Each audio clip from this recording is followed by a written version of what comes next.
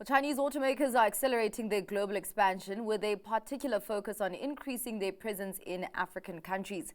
Since Chinese automakers entered the South African market more than a decade ago, over 10 Chinese brands have established a presence and achieved strong sales. Despite overall retail sales facing pressure, the number of Chinese cars sold in South Africa has been consistently increasing year on year since 2022. David Furlonger, editor-at-large for Financial Mail, joins us now to shed light onto the surge of Chinese brands entering the South African market. Thank you so much for your time, David. Okay. Just talk to me about the exposure that South Africa has to these Chinese car brands. In the last few months, it's almost seemed like another brand came in every couple of weeks. I mean, if you look at the NAMSA figures, the industry sales figures, you've got a couple of very, very solid brands there, like Haval and Chery. But then as you look down the list, you find Chinese brand after Chinese brand after Chinese brand. More and more are coming in. Remember that almost all the Chinese companies are government owned, either central or provincial. So it's not quite clear what the strategy is, if they're individual strategies or if there's a group strategy. But clearly, like the Western motor companies, they do see Africa rather, I think, than South Africa as the future or as a future major market. Well, I mean, there was a launch of a new entrant, Dongfeng, in South Africa. What are they offering? Oh, I've got to be careful how I explain this. Dongfeng is a major player. Yeah. It's a huge Chinese company. And they came in yesterday with a new electric vehicle. Okay. Very good on the outside. I mean, it looks a very interesting car. Electric vehicle, 435 kilometers.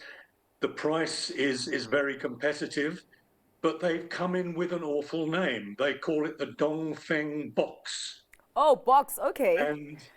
And I'm sorry, but in South Africa, you do not call a car the A box. box, yeah. I hear that. Yeah. Yeah. Now in China, the car is called the Nami, so I think they should have stuck with that name for here. Indeed, yeah. I'm not sure about how people are going to feel about driving a box. Let's actually talk about the reputation that Chinese car brands have actually earned in South Africa over the years. Look, when they came in, I mean, you said they've been coming in for the last 10 years or so. Yeah. In fact, they started about 20 years ago. Okay. And then as fast as they came in, they left. I mean, there's a couple which have disinvested at least twice. It's in the last 10 years that they've really upped their quality and taken the market seriously. So, as I said earlier, we've got a couple of brands or three brands which are very solid in the market. The others have a challenge in that they don't have strong brand image. And they are kind of seen as this sort of overall or this overarching thing about Chinese brands. They've got to find a way to individualize their brands, to make sort of individual propositions to the market. Because at the moment, if I'm a consumer and I look at some of these brands, yes, they're cheap, but beyond that, there's nothing in the brand that I perceive that really makes me want to go and take that chance. David, you talk about how they came in as fast as they left, and just this exodus that we did have with the Chinese car brands. What conditions would have to materialize for them to actually be led to another exodus? I think the only thing that would happen, or the only thing that would cause that, Yes. is individual companies deciding that it's just too much effort for very, very small sales. Okay. As I said, you know, the Chinese are growing their market share, but primarily it's one or two brands.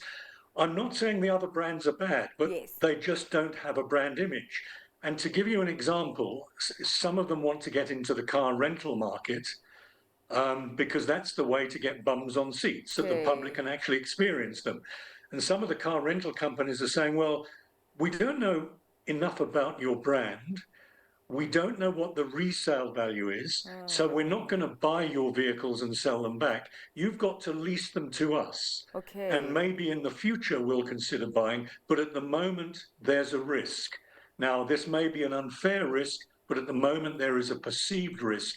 So this is why, and I come back to it, that these Chinese brands have got to work harder at individual brand image.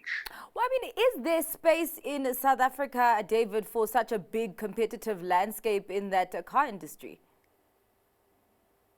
Oh, the ultimate question. Even before the Chinese arrived, South Africa, for the size of the market, had more brands than anywhere else in the world. This is the most competitive market in the world. So the only way that the Chinese brands or any new coming brands are going to get great new sales is by taking them away from someone else. Okay. Now, this is in South Africa. Obviously, they're looking more broadly into Africa as well. But in South Africa, the only way you're going to get market share is by taking it away from someone else. The market itself is not growing at the rate that it needs for all the new entrants. So they have to eat one another's lunch. Well, thank you so much for your time and for your insights there, David. That was David Furlonger, editor at large for Financial Mail.